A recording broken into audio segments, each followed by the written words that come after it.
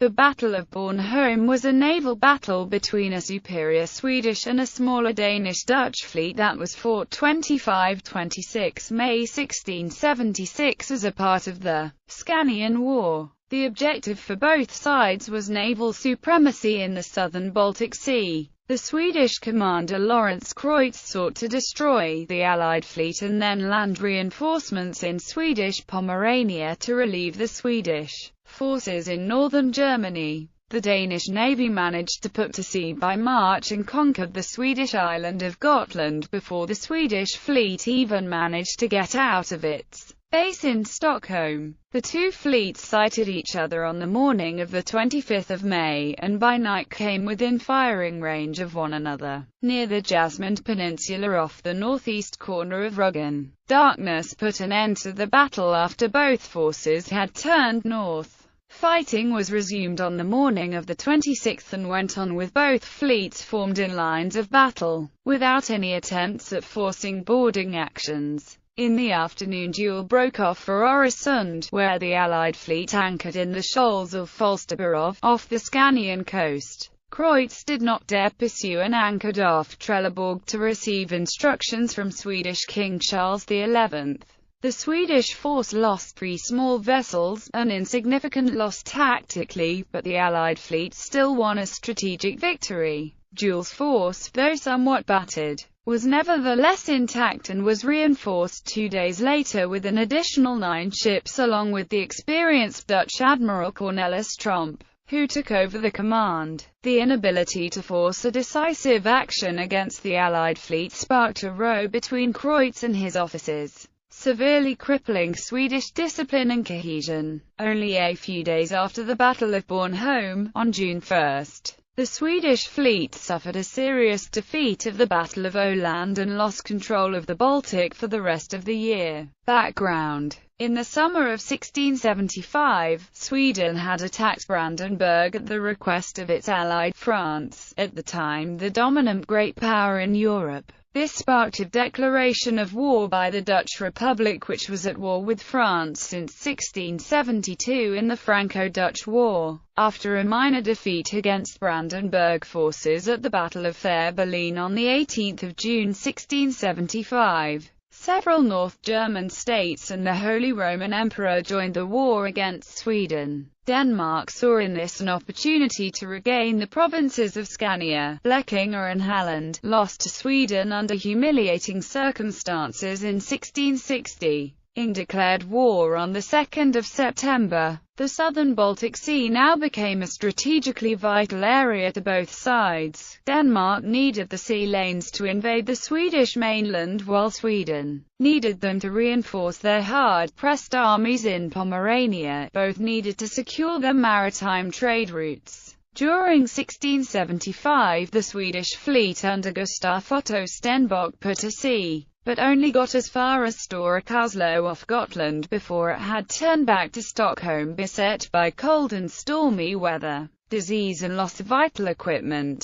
Stenbock was held personally responsible for the failure by King Charles XI and was forced to reimburse the cost of the campaign out of his own pocket.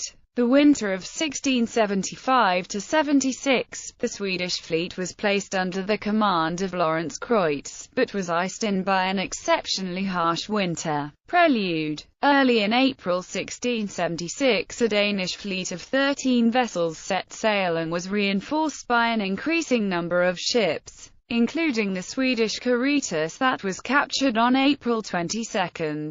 Danish forces landed on Gotland and quickly seized the important port of Klintehamn and the fortification of Isborg and Visby. The Swedish fleet was ordered out on May 4, but was held back by adverse wind conditions and was delayed until May 19.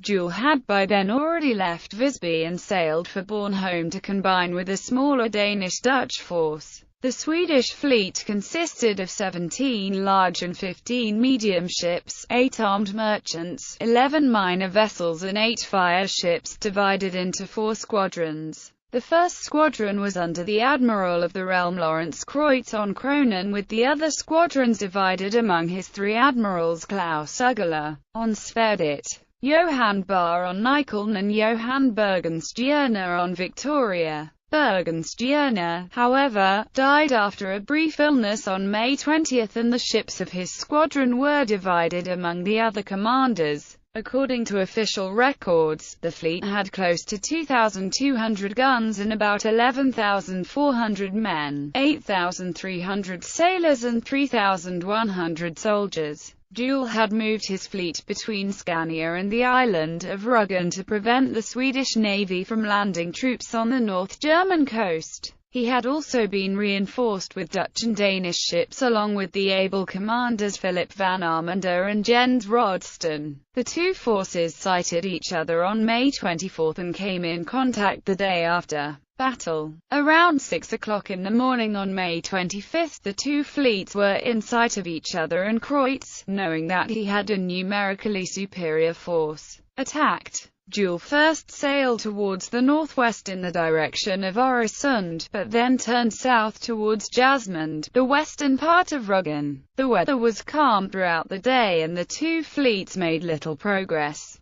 At nightfall, the distance between them had closed and Juel decided to accept battle. The Swedish fleet had difficulties in keeping its formation, and during a maneuver the Danish line managed to cut the Swedish line of battle, capturing the fireship Didrik, while the fireship Leopardon was driven into a Brandenburg squadron heading for Copenhagen and taken. Around midnight little had been achieved and the fleets disengaged, but stayed within sight of one another. Around 7 o'clock on May 26, the Swedish force attacked with Ugla's second squadron in the lead, the two fleets sailing side by side while exchanging gunfire. According to the master gunner on Kronen Anders Gillensbach, one of the Allied admirals, the Dutch Philip van Allemond, sailed too close in his flagship Delft and received a few tough shots with bar shot by the heavy artillery on Kronen, so that the beakhead went completely asunder, and then the entire ship's side, and finally the stern, so that one could drive a horse and carriage through it.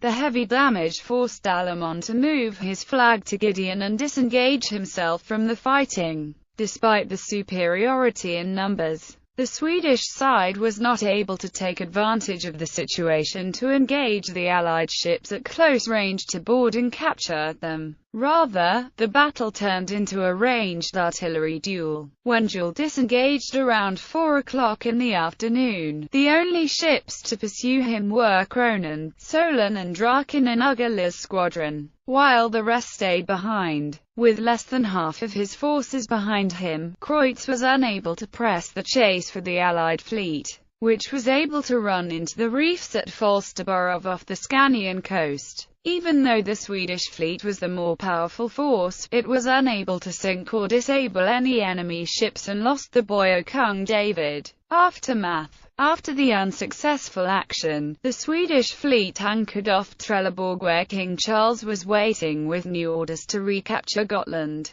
The fleet was to refuse combat with the Allies at least until they reached the northern tip of Öland, where they could fight in friendly waters. When the Swedish fleet left Trelleborg on May 30, the Allied fleet soon came in contact with it and began pursuing the Swedes. The following day the Battle of Öland was fought, where the Allied fleet defeated the superior Swedish fleet and secured a Danish naval superiority for the rest of the year. After the fiasco at Öland, Charles XI ordered a commission to investigate whether anyone was to blame for the failure. The committee was active for over a year by gathering testimonies from various officers who had been present at the two battles. From the hearings it was evident that the Swedish forces had been poorly coordinated and that the relations between Kreutz and his subordinates had hit rock bottom. Kreutz was of the opinion that his subordinates had disobeyed his orders and gathered all the officers on Kronen for a meeting. Afterwards, those present testified that they had been scolded like boys for not following Kreutz in his attempt to pursue the retreating Allies.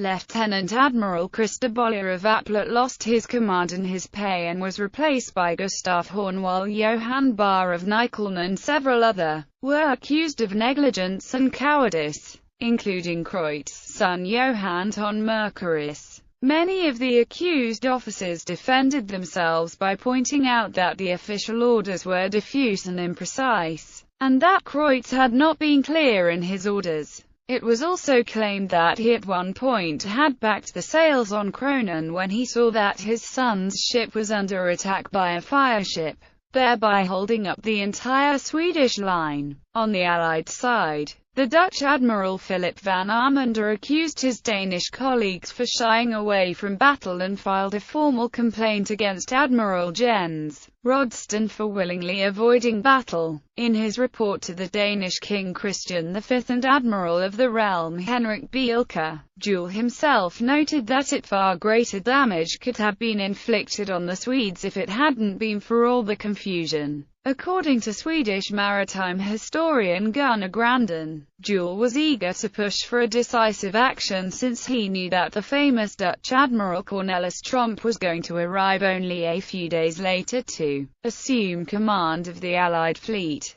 Danish historian Jordan Barford has also concluded that Juel wanted to test his forces against the Swedes before he was relieved of his position as fleet commander. Forces. The numbers in parentheses indicates the number of guns for each ship. Bibliography. Barford, Jordan H. Niels Juel. Livågning I den dansk stat. Universitetsforlag, Aarhus. 1977. ISBN 87-504-03869. Barford, Jordan H. Niels Jules Flade. Jiddendal, Copenhagen. 1997. ISBN 87-00-30226-0. Einarsson, Lars. Kronen. Kalmar Landsmuseum, Kalmar. 2001. ISBN 91-85926-48-5. Johansson, Bjorn Axel, Regelskepet Kronen. Trevi, Stockholm. 1985. ISBN 91-7160-740-4. Lundgren, Kurt, Sjöslaget vid Öland.